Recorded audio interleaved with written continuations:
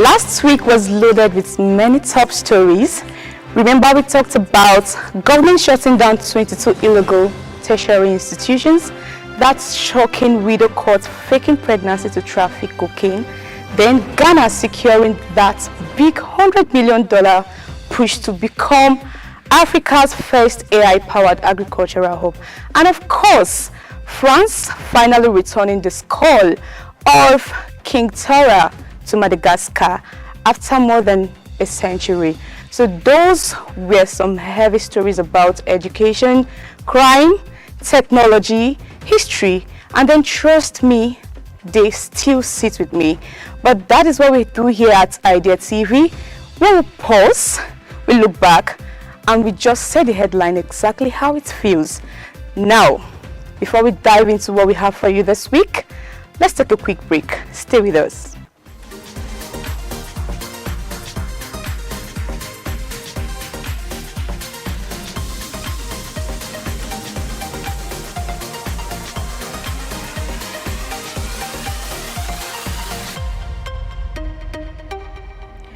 Alright, let's kick things off with one that sounds like Nollywood but happened live in Osogbo. Governor ADELEKE was at a rally when he spotted a woman hawking puff-puff. He called her over, bought everything she had with 50,000 naira, and then boom, offered her a job as government house chef after learning she had an NCE.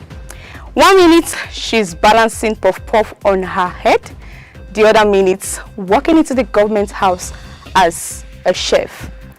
Well, let's take a look at this.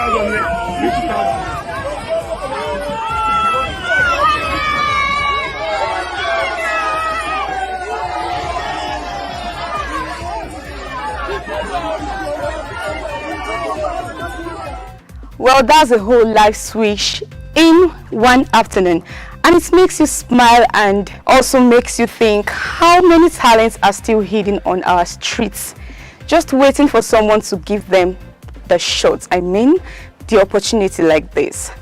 Okay, let's fly from puff puff to pure genius. 17-year-old Nafisa Aminu from Yobe has just been crowned world best in English at the TEENEAGLE Global Finals in London, outshining over 20,000 contestants from 69 countries, including native English speakers. The federal government gave her 200,000 naira, while the Atiku Foundation stepped up with full scholarships. Beautiful, but let's be honest, 200,000 naira for conquering the world? We should dream bigger for our younger champions. I mean, still, Nafisa's story is a history, it is motion, a Nigerian girl standing tall on the world stage. Now, hold that thought, because if you've got dreams of traveling, here is where it gets tough, because the Nigerian Immigration Service says from September 1st, passports just got a lot more expensive. The 32 pages 5-year passport is now 100,000 naira, while the 64-page 10 years is now 200,000 naira. For context, just last year there were 35,000 and 70,000. Immigration says it is to maintain quality and service, but Nigerians are asking, if we are paying a premium, will the process finally stop being stressful, or will it be the same story of queues and extra fees? Well, the comment section is open for you to answer and then share your thoughts on this particular matter. And while passports may be getting tougher, Anambra is rewriting history in a different way. Governor Charles Soludo has signed the world's first official law on the famous IGBO apprenticeship system, what we call IGBO. From September 10th, the system becomes regulated by law. Apprentices must at least finish junior secondary school, and no apprenticeship should last more than 7 years. Some call it brilliant, while others worry the government might tamper with a tradition built on trust. But however you see it, this is global recognition for an African wealth building model that trained generations. And Silicon Valley's call it an accelerator. The IGBO have been doing it for centuries. Now let's talk about one of the most heartbreaking stories in Abuja this week. A family of 3 lost their lives in a crash at Mabuchi Bridge, and it wasn't just an accident. Eyewitnesses stopped the drivers after accusing him of flouting their so-called rules. When he refused to pay their illegal fees, they forced themselves into the car, dragging the steering while it was still in motion. And then in seconds, the car veered off and tragedy struck. The parents and their child died on the spot. But here is where the story takes another turn. Angry passers-by who had seen everything chased those touts down. Honestly, this is one of those stories that leave you heavy, because it is not just about one family. It is about the daily danger Nigerians face from touts harassing drivers in our cities. And then authorities have been promising clampdowns for years, yet here we are, still losing innocent lives. It is painful, and this calls for a wake-up. Now let's lift our heads higher, literally to the skies. Professor Mrs. F.N. Okeke has been immortalized, and the International Astronomical Union has named asteroid 149831 after her. Her groundbreaking work on the ionosphere reshaped global science, and she's also the wife of the legendary P.N. Okeke. Yes, the same man whose physics textbook built and bettered generations of students. From husband to wife, from classroom to cosmos, this family has stamped their names across the universe. Okay, moving on to our next story. Abuja was buzzing this week as the Gender and Inclusion Summit 2025 officially kicked off.